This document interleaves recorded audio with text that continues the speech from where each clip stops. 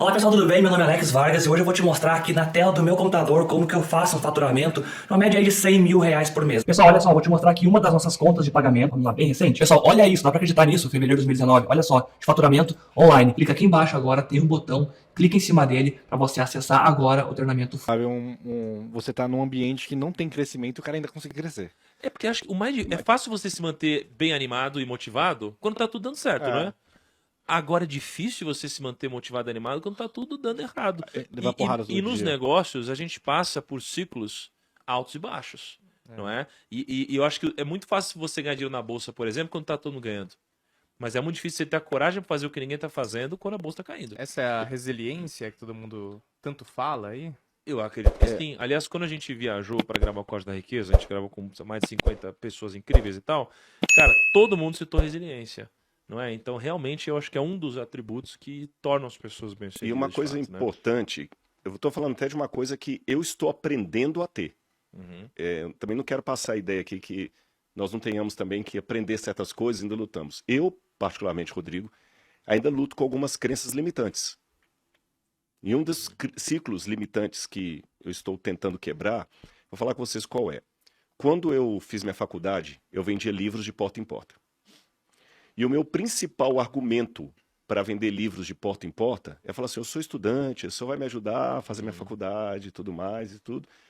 Conseguia, mas eu lembro que umas pessoas falavam alguma coisa para mim naquela época que eu não entendi, e a minha esposa foi me lembrar disso numa situação recente agora, que eu tenho que entender que, em que pese que eu tenho que vender o livro para fazer a faculdade, eu estou trazendo algo de benefício para a sua vida.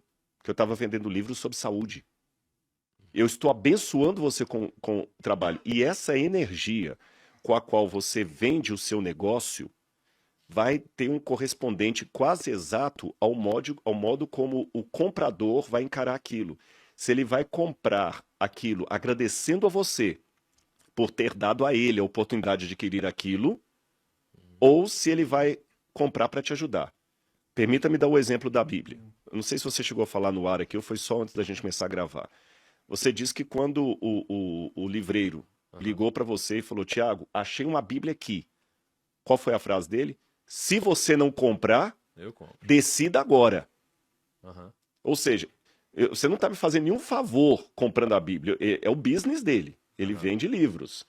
Mas ele te fez acreditar, e com razão, que quem está sendo beneficiado é você. Você tem que se sentir privilegiado, porque da lista de possíveis compradores, ele escolheu você para oferecer a Bíblia.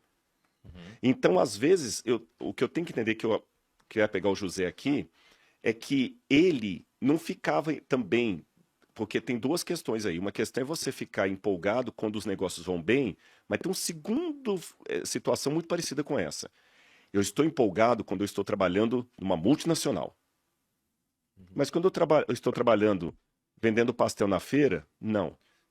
Você tem que ter o mesmo espírito. Vendendo pastel na feira, você só vai se tornar um empresário de uma multinacional, um diretor, quando você vender o pastel com o mesmo orgulho e confiança com que você vende um curso pela internet.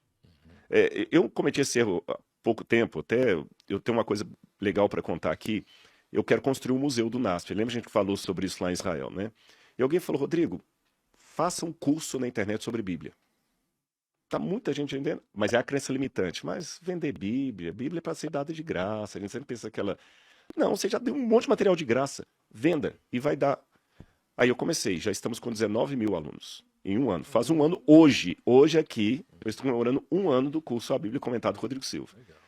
Mas eu estava cometendo um erro também. Assim como você admitiu, eu cometi erros aqui. Eu estava muito assim, olha, você vai fazer esse curso da Bíblia para me ajudar a construir o museu. E muitas pessoas vieram. Até um dia que a Laura e o Rodrigo Bertotti também, que é uma pessoa que eu admiro bastante, que entende dessa área, me ajudaram a quebrar essa crença limitante. Rodrigo, em que pese o ideal justo de querer construir um museu de arqueologia do Oriente Médio no Brasil, é nobre isso? Você tem que levar as pessoas a entenderem que elas estão ganhando conhecimento bíblico, elas estão tendo o privilégio de pegar tudo que você aprendeu no Oriente Médio e passar para elas. Então, elas não estão dando uma esmola, elas estão investindo em si mesmas e você está dando oportunidade com uma Bíblia. Quer, senão eu vou vender para outro. Essa que é a Não sabia etimologia. disso, Entusiasmado é Deus dentro, tá certo?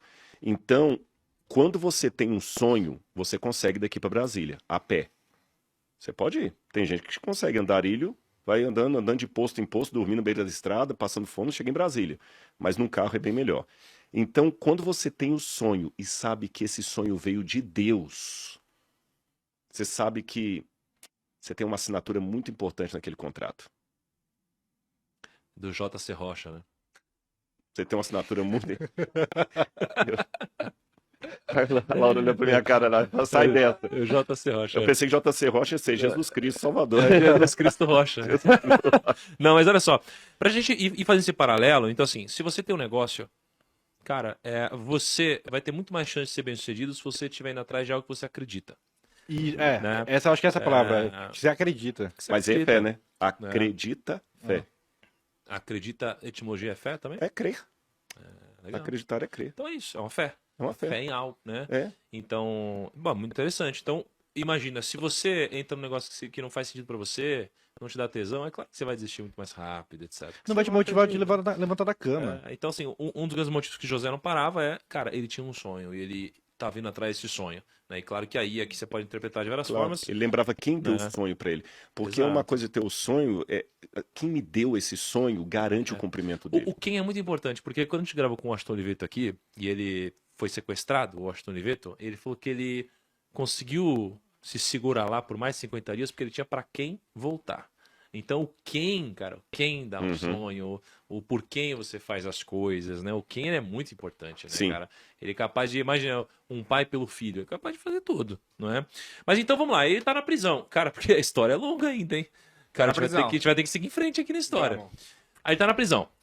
Aí, beleza. E na prisão tinham duas figuras ilustres. Era um padeiro E o copeiro. e um copeiro. Mas eles estavam presos também? Uhum. Estavam presos também. Tinha um padeiro e um copeiro. Aí, qual que foi a ordem dos acontecimentos agora? Ele estava na prisão, tinha um padeiro e um copeiro. Eles tiveram um sonho Os primeiro. dois tiveram sonhos Aham. e foram revelar para ele. Quando a gente fala padeiro e copeiro, é bom explicar também. Porque padeiro parece que era o dono de uma padaria. Né? E copeiro era um barman. Não. Na verdade, o padeiro era o cara que fazia os pães do faraó. Ah. E o copeiro é aquele que era responsável por experimentar o vinho do faraó antes do faraó. Então, por exemplo, o faraó queria beber o Profissão, vinho, hein? tinha que primeiro o cara experimentar. Por quê? Mas é Perigosa. arriscado, perigosa. Porque se Ah, o rio perigosa? se o vinho tivesse envenenado, Isso quem se lascava? alto risco. E ele tinha que ser um sommelier, porque um sommelier de alta categoria, porque às vezes você vai. Eu não bebo vinho, não bebo bebida alcoólica. Mas Você não um toma pouquinho vinho, Rodrigo? Não, não tomo. Nem Não um tomo. vinhozinho? Nem um vinhozinho. Oh, nem um vinho. oh, E se eu tomar, vai ser um negócio feio. Aqui. Rodrigo, Meia taça, um vinho, já- já roda. Se você quiser convidar Um para vinhozinho, tomar um abacaxi. vinho, eu tomo meu suquinho de uva ali. De uva pra ficar. Mas aí o que Mas acontece? nem quando você... Né, Aham. na... Santa Ceia, você fala? Não, a gente usa não fermentado, que até tem crianças que participam, né? Aí, como dizem em hebraico, é o teirosh. Mas aí o que acontece? Mas quem é sommelier? Eu tô usando o vinho como exemplo aqui, porque se eu bebesse, até a Laura também um dia falou isso comigo, se eu bebesse, eu acho que eu ia beber vinho. O vinho, se você for olhar, se eu bebesse, o vinho, ele é uma bebida sofisticada. Eu fico vendo as pessoas falando do vinho, é quase uma tese doutoral. chique. Igual você tá ignorante, falando olha. aí da Bíblia, o pessoal fala do vinho. Exatamente, olha, porque essa aqui é uma uva. Esse não é o sei copeiro. quê, exatamente, Tá o bom. copeiro ele tinha que ter um paladar absoluto para saber se o vinho estava ligeiramente estragado, para o faraó não ter esse desconforto. Então ele não podia cometer erro nenhum. Vinho e vinagre. Ah, né? esse Nenhum, Petrus nenhum. aqui tá meio cansado. e Tá muito amadeirado, ele não vai É, gostar. você entendeu? Não pode, ele tinha que ser afinado. E o padeiro também não podia errar. Houve um BO lá que a gente não sabe direito qual é, mas os dois foram acusados de traição. E por isso foram parar na cadeia. E como acontece nas sentenças de morte hoje, onde a pessoa vai para o corredor da morte e fica apelando antes ali, eles ficaram ali no corredor da morte, esperando. E você sabe que hoje, se você tiver uma ligação do governador ali te dando o indulto, você está liberado. Senão, eles ficam até, parece coisa de filme, mas no dia da execução do sujeito fica o telefone lá, esperando Vai para que ver liga, se né? vai alguém que liga. Então eles estavam esperando isso. E os dois tiveram um sonho. Que aí eu prefiro que você conte o sonho que eles tiveram. Bom, se eu me lembro bem, o sonho do padeiro, ele sonhou que tinha uns pães assim na cabeça dele, e aí vinha uns corvos pegaram Uhum. 3 pães, né? Uhum. E vinham uns corvos pegar os pães.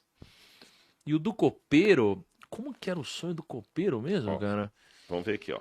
É, Ó, o como que era chefe o sonho dos do copeiro? copeiros Esqueci. contou o seu sonho a José. Aham. Em meu sonho, vi diante de mim uma videira, com 3 ramos. Ela brotou, floresceu e deu uvas que amadureceram em cachos. A taça do faraó estava em minha mão. Peguei as uvas, as espremi na taça do faraó e as entreguei em sua mão. Perfeito. Então, olha só, aí tiveram esses 2 sonhos. Só que, nessa altura do campeonato, José já tinha uma parada com os sonhos. E aí ele pegou e ele interpretou o sonho dos 2. E aí, para um deles, ele disse que. Ele disse assim: ainda hoje, né, Uhum. você vai ser solto. Né? O outro em 3 dias. E vai o ser outro, cara, em enforcado. 3 dias você vai ser executado. E aqui entra uma coisa interessante, Caraca. porque as pessoas adoram ouvir uma coisa boa, né? Mas ninguém gosta de ouvir uma coisa ruim. Então você nega. O uma padeiro coisa ficou puto. Ficou. O copeiro é que foi loucaço. liberado. Aí, e aconteceu de fato aquilo. Então, um foi de fato solto e o outro foi de fato executado. Então ele acertou na interpretação do sonho. Cara, o José hoje em dia jogaria no bicho excelente, hein? Nossa, a galera ele- sonha, joga no com bicho certeza. e... Só que José tem uma parada legal, que quando ele falou, ainda hoje você vai ser solto, mas ele disse assim, não esqueça de mim, Uhum. né? Ah. Não esquece de contar lá pro faraó, cara, que eu te ajudei, que eu interpreto o sonho e que eu tenho esse talento natural, né? E aí, só um parênteses aqui, eu fiquei muito curioso com isso aqui. Porque, mas assim, o cara, José, que foi acusado ali de, cara, pegar a mulher do faraó, do Potifar. general, né? A mulher de Potifar, foi preso e ficou ali um tempo na cadeia. O padeiro foi executado. O que que esse cara fez de tão pior do que isso pra ser executado, mano? O cara jogou... O cara estragou pão, não pode estragar Não, cara, não é possível. Assim, o que que Às esse cara fez vezes, pra ser assim, executado? esses monarcas também, eles tinham uma síndrome de perseguição muito grande, Aham. né? Comer um pão meio ruinzinho assim, tá Já tentando acha me que tá envenenar. e tudo Ah. mais. O Saddam Hussein diz, eu não sei se é lenda urbana isso. Tá certo o microfone aqui? Tá tranquilo? Tá certo. O Saddam Hussein, não sei se é lenda urbana diz, isso que dizem, que ele tinha 3 ou 4 sósias Ah, sim. dele é, lá, eu e vi que andava e tudo. Até tem uma piadinha que o pessoal conta que um dia teve uma explosão lá, né? E os sósias pensaram que eles iam perder o emprego. Aí o cara falou assim: eu tenho uma notícia boa e uma notícia ruim. Qual é? A notícia boa é que o nosso Supremo Presidente sobreviveu. Vocês continuam empregados. Ah, que bom. E qual a notícia ruim? Ele perdeu o braço direito.